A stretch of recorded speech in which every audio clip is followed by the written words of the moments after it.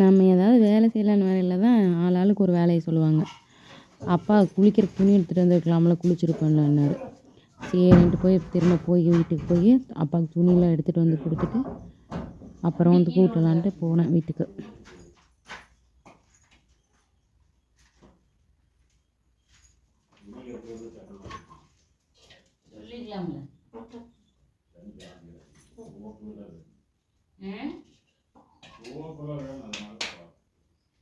எடுத்துட்டு வரட்டா?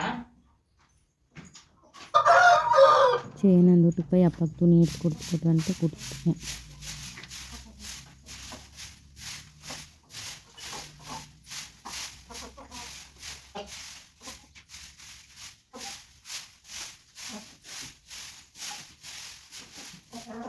கதவு சும்மா சாத்திருக்கும் போல் கூட்டிகிட்டு எல்லாம் வெளியே ஓடிருக்கு கோழி பூரா.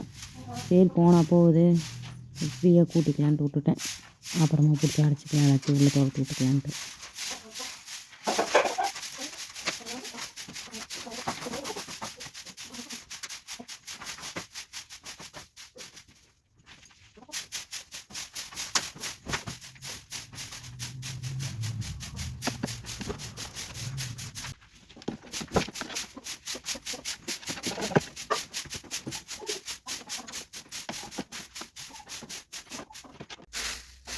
இவங்க யாரும் வந்து கீழேலாம் படுக்க மாட்டாங்க, ஒரு ஆள் கூட கீழே படுக்க மாட்டாங்க. எல்லாருக்கும் வந்து பெட்டு வேணும் படுக்கிறதுக்கு.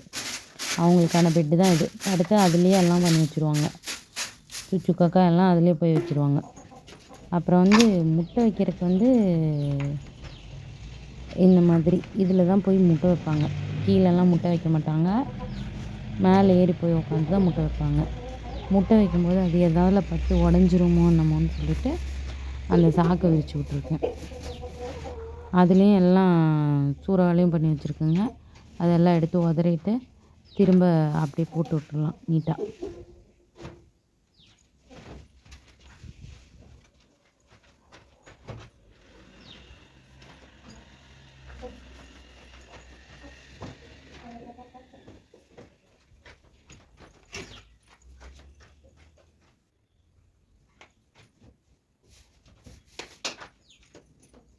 அங்கே கூட்டி எடுத்து எல்லாத்தையும் தென்னை மரத்துக்கு போட்டுடலான்ட்டு அங்கே கொண்டாந்து கொட்டிட்டேன் எல்லாமே.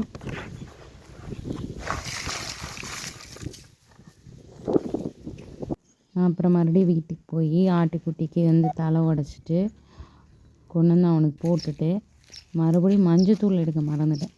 சரி போய் மறுபடியும் மஞ்சத்தூள் எடுத்துகிட்டு வந்து தண்ணியில் கரைச்சி உள்ளெல்லாம் தெளித்து விட்றலாம், அது கொஞ்சம் அந்த பேன்லாம் வராமல் இருக்குங்கிறதுக்காக எடுத்துகிட்டு வந்தேன். இந்த பேன் வராமல் இருக்கிறதுக்கு என்ன பண்ணலான்னு யாருக்காவது தெரிஞ்சிச்சுன்னா சொல்லுங்கள்.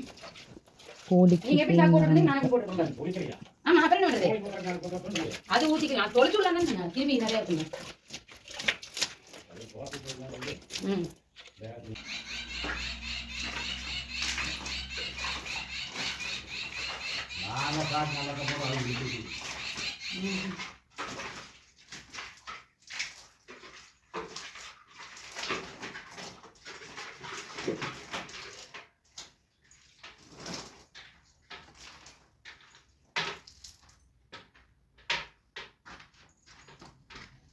உள்ள அப்புறம் அப்படியே மரத்து கடையில் ஒரு 4 காய் உழுது கிடந்துச்சு, தேங்காய்.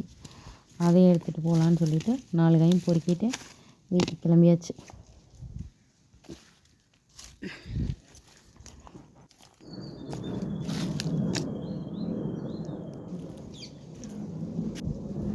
கருவேப்பில் பிடுங்கலான்னு பார்த்தா பூரா நோவு, ஒரு கருவேப்பில் கூட நல்லா இல்லை. அதனால் பறிக்காமல் வந்தாச்சு. இது வந்து இந்த ஃபிஷ் டேங்கோட கல், அதை அப்படியே போட்டு வச்சுருக்காங்க காயட்டும்னு சொல்லி, வெயிலில் காயணுமா. நான் இதை ஒரு நாள் க்ளீன் பண்ணணும்.